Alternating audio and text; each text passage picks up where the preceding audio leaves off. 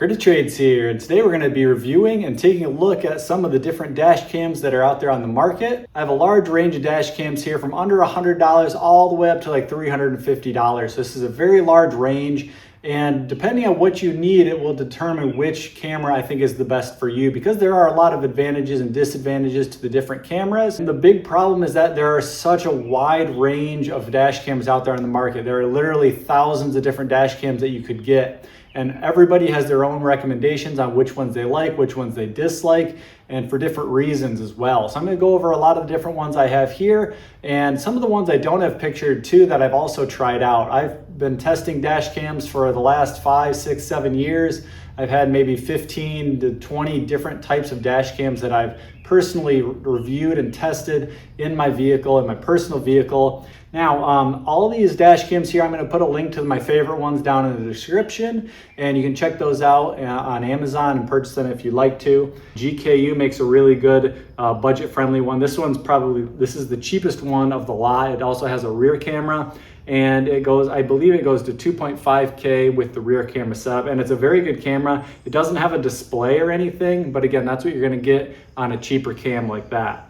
Some of these Chinese manufacturer ones, the iZeeker, the Surfola, they're actually really good cameras, and I really highly recommend these for the price point that they're in. And they're really easy to use. They're really intuitive with the touch screens and the buttons on them. So no complaints about any of these for the price point they're in. Again, these are around $100 or under $100 cameras. So I'm not expecting crazy build quality, crazy clarity, but they have a lot of really good settings. The other thing too is almost all of these cameras share the same settings and modes. Parking mode if you hardwire it, G sensors, motion sensors if it's off, those sorts of things. The one thing that some of these higher end cameras will have is a true GPS where it will mark down your location, which is on a few of them. I really don't find that feature that helpful. GPS for the speed on your cam can be something that people like. I don't necessarily find that desirable to have. I don't need that.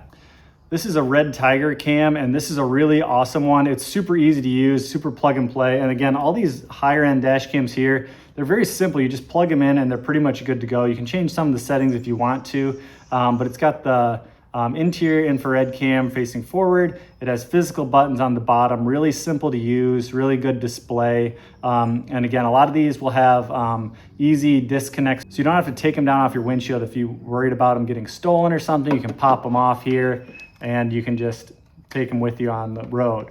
GKU D1000, this is another really nice camera.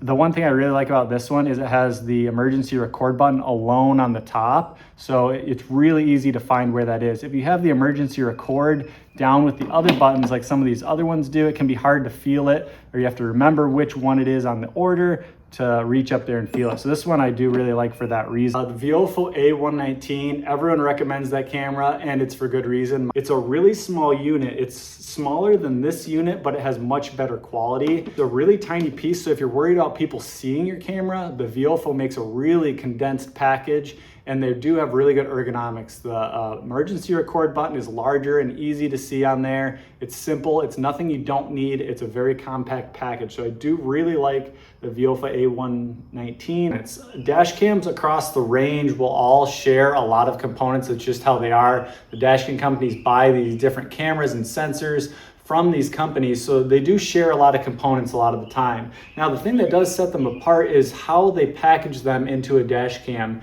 because I've had a lot of dash cams where they'll just have touch screens or won't be very intuitive, and I really like ones that have physical buttons. That way you can feel when you're driving up on the buttons. You don't have to look away if you're trying to hit the emergency record. And so I'll go through mostly the ergonomics of them, because a lot of the cameras are pretty similar. Moving on, we have the Pruvio D90.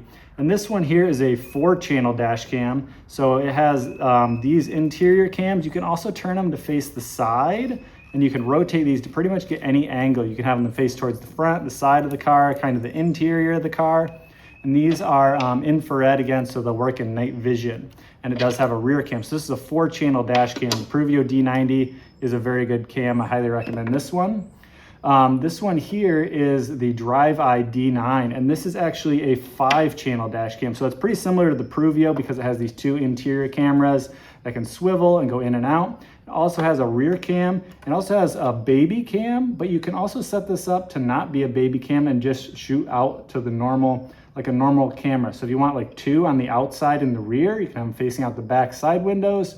But this gives you a lot of coverage all around the vehicle. Mirror dash cams. I've reviewed a couple mirror dash cams, specifically the Keo mirror dash cam.